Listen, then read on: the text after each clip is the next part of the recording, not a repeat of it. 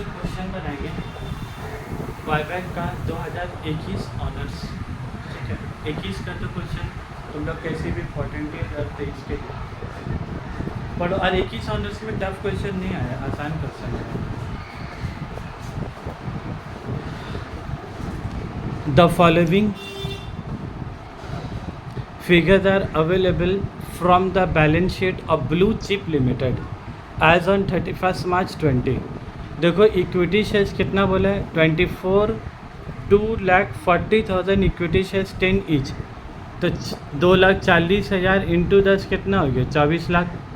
General reserve 36 lakh, premium में है 12 lakh, debenture में है 50 लाख, ठीक है। उसके बाद आ जाओ क्रेडिटर में कितना है 22 लाख जिसका कोई काम नहीं, नॉन करेंट एसेट 72 लाख जिसका कोई काम नहीं, करेंट एसेट 72 लाख उसका भी कोई काम नहीं। ये तीनों आइटम का ये लोग पी वी आ रहे थे, पगला बना रहा ज़बरदस्ती का तीनों item. The company intends to buy back 40,000 equity share, ये लोग का इरादा कितना है 40,000 इक्विटी शेयर बाय बैक करने का एट अ प्रीमियम ऑफ 30 पर शेयर। बाबू देख लो फिर से लोग बोला एट अ प्रीमियम ऑफ 30 रुपया प्रीमियम, और तुम्हारा फेस वैल्यू कितना है 30 रुपया प्रीमियम, और फेस वैल्यू कितना है 10 रुपया, तो 30 और 10 तुम्हारा कितना हो गया 40, ठीक है। State whether the company can do so, तुमको बताना है कि क्या कंपनी कर सकता है। And if yes pass journal int in the books of the company, अब ब्रैकेट में क्या लिखा वो नरेशन नॉट रिक्वायर्ड, ठीक है। तब आ जाते हैं हम लोग पहले, सबसे पहले तुमको क्या बोला द कंपनी कैन डू, मतलब कंपनी बायबैक कितना कर रहा है 40 शेयर बायबैक कर रहा है, तो तुमको पहले निकालना होगा कि क्या कंपनी 40 शेयर बायबैक कर सकता है कि नहीं। तो तुम कैसे निकालोगे 25%, तो तुम क्या लिखोगे maximum number of share, maximum number of shares that can be bought back, number of shares that can be bought back, तो 25% से ज़्यादा नहीं कर सकते, और नंबर ऑफ शेयर्स कितना तो 2,40,000 है ना, तो कितना आ रहा बोला 7,000, और कंपनी कितना बायबैक कर रहा 40,000, तो company intends to buy back, क्या बोला था the company intends to buy back 40,000 shares, तो तुम क्या लिख दोगे yes the company can use 40,000 shares which is below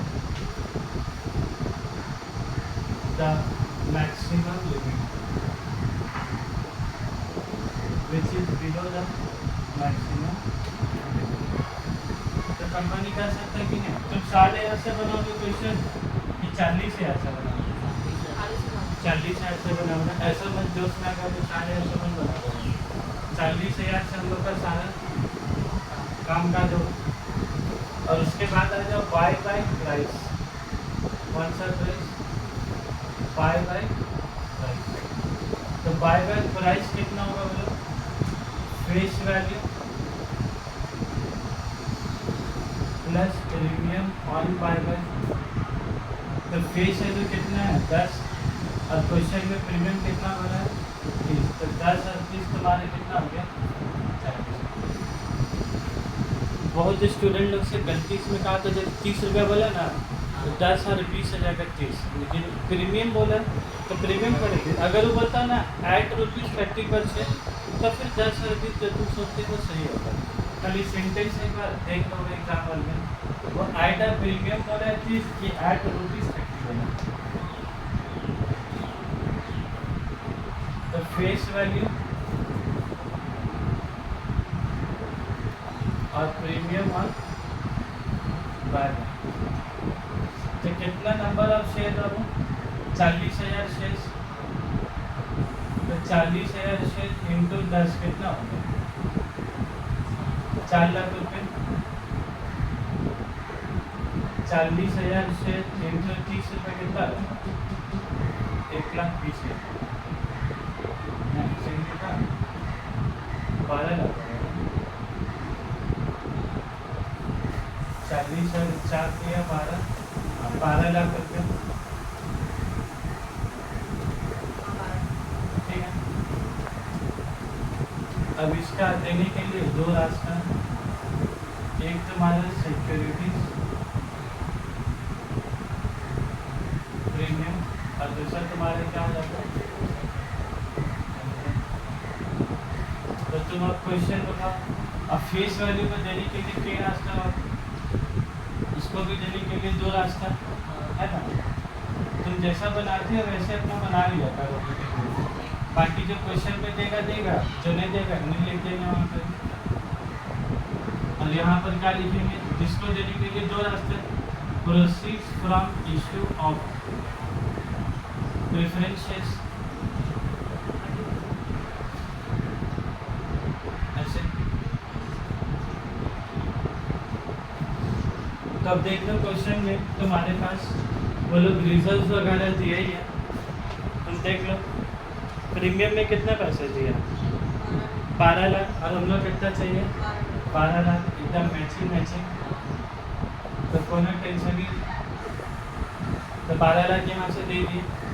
उसके बाद डिविजिबल प्रॉफिट्स, उसके बाद जो डिविजिबल प्रॉफिट्स है, अब जैसे कितना देना 4 लाख, क्या यहाँ से पूछा है, तो मतलब तुमको पूरा का पूरा 4 लाख का इंतजाम कहाँ से करना है, प्रॉफिट से। तो तुम देखो जनरल रिजर्व में कितना पैसा है, बाप रे बाप 36 लाख का, कितना चाहिए 4 लाख। क्या बोलेंगे हम लोग, बोला जब मांगेगा तब देंगे निकाल के पैसा, बहुत पैसा जब अगर तब, बस आधा घंटा टाइम देगा, बैंक जाएंगे पैसे निकाल के का हाजिर कीजिए। तो जनरल रिजर्व में कितने दे दिए, तो 4 लाख रुपये।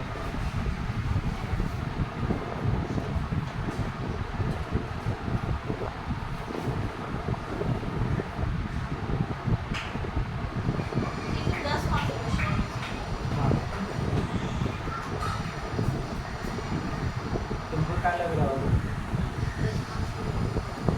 क्या मार्क्स कम कर देना चाहिए।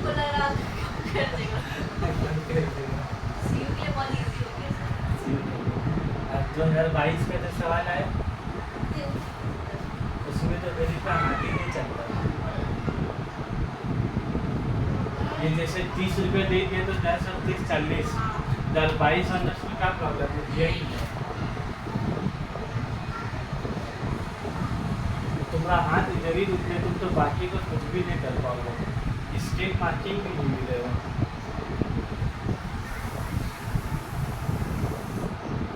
तो वो सब क्वेश्चन इंसान स्टूडेंट पॉइंट ऑफ व्यू से नहीं आए तो क्या ज़्यादा अच्छा।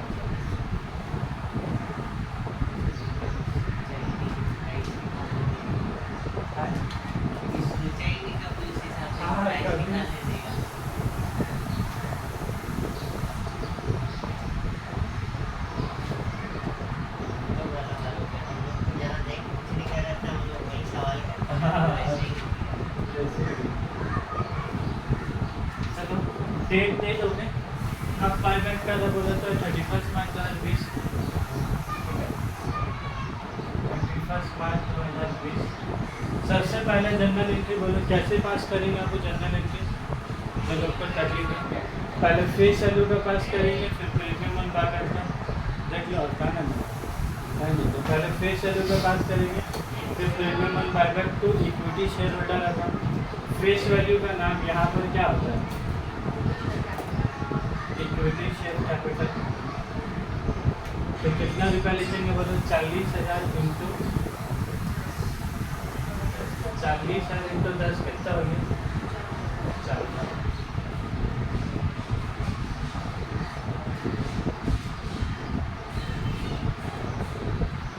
प्रीमियम और बायबैक कितना हो जाएगा बोलो, 40,000 इंटू कितना हो गया, टू क्या लिखेंगे और टू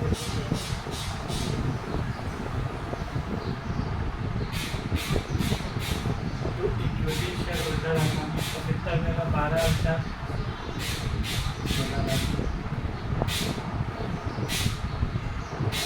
इसके बाद और तो डेट में फिर ऐसे दो फार्मा देने होगा तो चलेगा। ये जो इक्विटी शेयर होल्डर को डेबिट किया, ये इक्विटी शेयर होल्डर को क्या करेंगे आप? डेबिट करेंगे। और 16 लाख।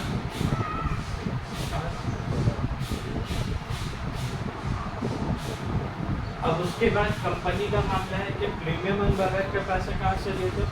सिक्योरिटीज प्रीमियम से। तो याद कंफ्यूज मत होगा सर, सिक्योरिटीज प्रीमियम डेबिट होगा कि प्रीमियम और बगैर क्या होगा, तो मैं ऐसे ही देख लूँगा। देखो इधर देखो, अब जहाँ देखने तो बड़ा घाट हो मोबाइल रखो, प्रीमियम और बायबैक डेबिट, तो प्रीमियम और बायबैक क्या होगा? क्रेडिट। जान कोई चीज़ समझ में नहीं आ रहा है, इधर ही ध्यान दो। प्रीमियम और बायबैक, कई इंसान को कंफ्यूजन क्या होगा, प्रीमियम और डेबिट होगा कि प्रीमियम क्रेडिट होगा, क्या होगा? तो सिंपल समझोगे, प्रीमियम जब डेबिट हो तो वह दोबारा से डेबिट तो नहीं होगा, डेबिट होगा तो क्रेडिट होगा। तो कितना रुपया ऐसा बोला? 12 लाख। अब वो 12 लाख के इंतजाम तो कहाँ से किया? तब सिक्योरिटी सीमेंट क्या बचा? डेबिट ही इसका एक रास्ता है, बस जाके यहाँ क्या करेगा? सिक्योरिटी प्रीमियम, ठीक है। अब उसके बाद बोलो,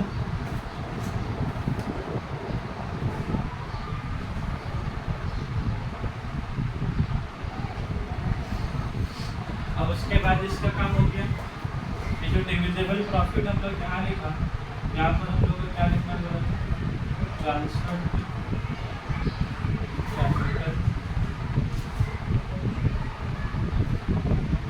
डिडक्शन। तो जनरल रिजर्व का पैसा, जनरल रिजर्व का पैसा किसको देने के लिए काम आया बोला था? प्रीमियम ऑन बायबैक को देने के लिए आए कि फेस वैल्यू को देने के लिए? तो जितना पैसा फेस वैल्यू को देने के लिए काम आएगा, उतना ही पैसा तुम्हारा कहाँ ट्रांसफर होगा? Capital deduction. अरे हम तुम लोग को बताया भी, एक रिजर्व घटा और दूसरा रिजर्व बढ़ा। बैलेंस शीट जब बनाए तो याद है लोग, CRR रिजर्व एंड सरप्लस में जाकर तो 4 लाख रुपये क्या लिखा था? पोस्ट बायबैक वाला।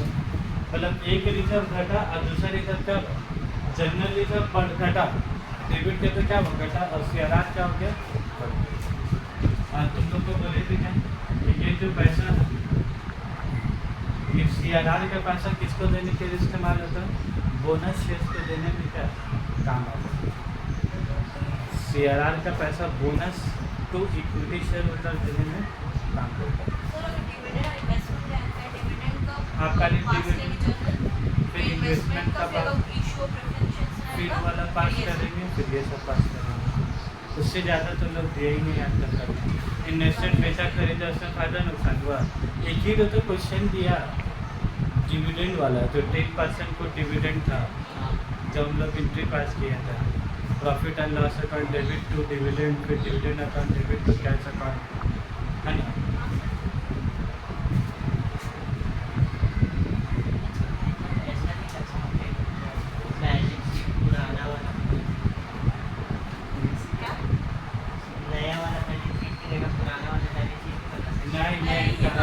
भाई नया बैलेंस शीट की जगह शेड्यूल 3, और शेड्यूल 3 तुमको कौन सा चाप लेने का?